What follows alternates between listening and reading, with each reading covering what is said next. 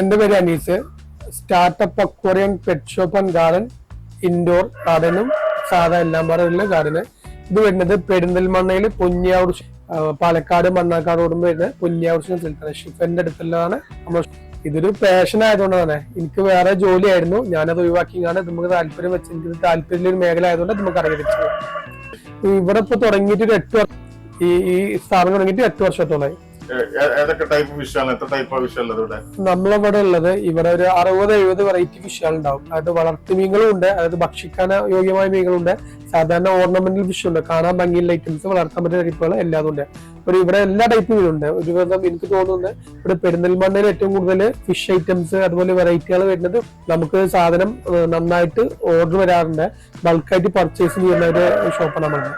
ഒരു 60-70ഓളം വെറൈറ്റീസ് നമുക്ക് വേണമെങ്കിൽ നോക്കി നോക്കാം. കൂടുതൽ സെയിൽസ് ആൻഡ് സർവീസ് എല്ലാ സംഭവം ഉണ്ട്. അക്വേറിയത്തിക്ക് വേണ്ട അതിന്റെ സ്റ്റാൻഡ്, ടോപ്പ്, അക്വേറിയം, അതിൽ ഉപയോഗിക്കുന്ന എല്ലാ ഐറ്റംസുകള്, പിന്നെ ഫിഷാള്, മോട്ടാള്, അതിൽ ഫിൽറ്റർ, ലൈറ്റ്, എല്ലാ ടൈപ്പ് സാധനങ്ങളും. ഒരു അക്വേറിയം വേണമെന്ന് പറഞ്ഞാല് അത് വീട്ടിലൊന്ന് സെറ്റ് ചെയ്തടക്കം എല്ലാ സംഭവം നമ്മള് A to Z കാര്യങ്ങൾ നമ്മള്. ഫിഷിന് ഒരു പ്രത്യേകിച്ച് കഴിയുന്നില്ല. ചില ഐറ്റംസ് ആണ്, ഇപ്പൊ ഇമ്പോർട്ടഡ് ഐറ്റംസ് ആണ്, അവർ ചില സമയത്ത് നമുക്ക് അവൈലബിൾ ആവില്ല.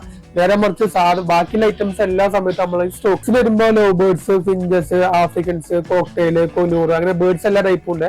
പിന്നെ ചെറിയ ഹാൻഡ് ഫീഡ് കുട്ടികൾ വേണമെങ്കിൽ ഓർഡർ ചെയ്താൽ അതും, അതായത് ഇതുമായി ബന്ധപ്പെട്ട് എന്ത് സംഭവം ചോദിച്ചാലും നമ്മളതിൽ അവൈലബിൾ ആയിരിക്കും.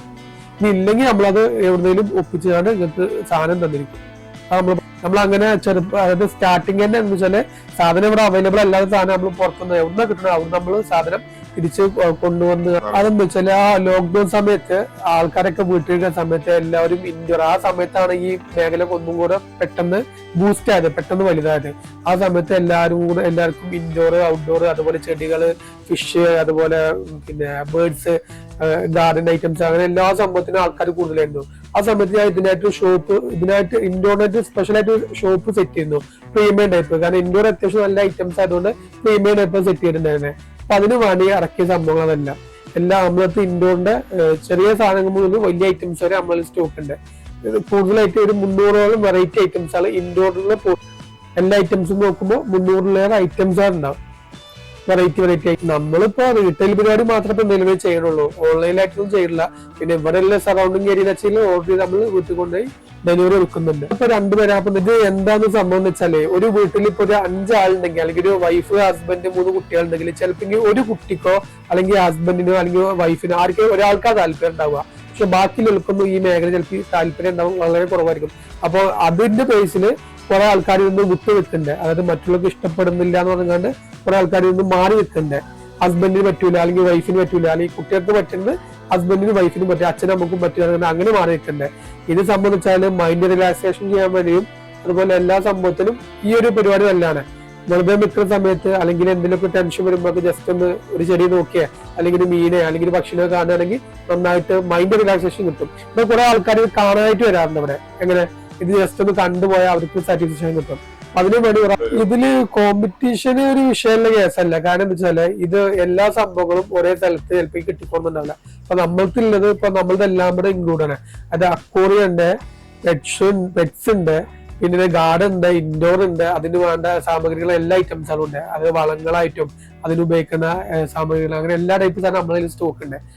എല്ലാ സാധനവും നമുക്ക് ഇനിയിപ്പോ കസ്റ്റമർ പറയാണ് ഈ സാധനം കിട്ടാനുള്ള പറഞ്ഞാല് നമ്മൾ എവിടെ കിട്ടുന്നു അവിടെ പോയി സാധനം സെറ്റ് ചെയ്ത് കൊടുത്തു വെക്കും. അത് നമ്മൾ ഇതിന്റെ വിജയം എന്ന് പറഞ്ഞാല് ഇത് നമ്മളിങ്ങനെ നോക്കി നടക്കാന്നുള്ളത് ഭയങ്കര ബുദ്ധിമുട്ടുള്ള കേസാണ്. കാരണം ഇത് എല്ലാതും ഇപ്പൊ ഗാർഡൻ ആണെങ്കിലും ജീവനുള്ള സാധനങ്ങളെല്ലാം, പെറ്റ്സ് ആണെങ്കിലും അക്വേറിയം ചെടികളാണെങ്കിലും നമ്മൾ കറക്റ്റ് സമയത്ത് നോക്കിയില്ലാന്നുണ്ടെങ്കിൽ ഇതെല്ലാം കംപ്ലീറ്റ് ആയി പോകും. മീൻസ് ചെടികളൊക്കെ ആണെങ്കിൽ നനച്ചു കൊടുക്കാതിരിക്കുക, വളം ചെയ്യാതിരിക്കുക, അതൊക്കെ അതിനെ നന്നായിട്ട് ബാധിക്കും. പിന്നെ മീനുകളാണെങ്കിൽ ഇതേപോലെ ഫുഡ് കൂടുതൽ കൊടുക്കുക അല്ലെങ്കിൽ കൊടുക്കാതിരിക്കുക, വെള്ളത്തിന്റെ പ്രശ്നം, അങ്ങനെയൊക്കെ ചത്തുപോകാൻ ചാൻസ് ഉണ്ട്. ബേർഡ്സിന്റെ സെയിം ആണ്. ഇവർക്ക് കൊടുക്കുന്ന ഭക്ഷണം വെള്ളമൊക്കെ കറക്റ്റ് നോക്കിയില്ലാന്നുണ്ടെങ്കിൽ ബുദ്ധിമുട്ടായിരിക്കും. ജസ്റ്റ് അതിന് മാത്രം പണിയൊന്നും ഇല്ലെങ്കിലും ജസ്റ്റ് ചെറുതായിട്ടെങ്കിലും ഒന്ന് നോക്കും. വൈഫാണെങ്കിലും കുട്ടികളാണെങ്കിലും എല്ലാവരും സപ്പോർട്ടാണ്. അവരുടെ വരാറുണ്ട്, എന്നെ സഹായിക്കാറുണ്ട്, എല്ലാവരും ഉണ്ടാവുന്നത്. ഉമ്മയായാലും അനിയന്മാരായാലും ആരായാലും ടീമുകൾക്ക് കുറച്ച് ഡിമാൻഡ് കൂടും. കാരണം എല്ലാവർക്കും വെള്ളമായി, അപ്പൊ സ്വാഭാവികമായിട്ടും വളർത്തീമുകൾ ഇറക്കണം. അത് നമ്മൾ ചെയ്യാറുണ്ട്.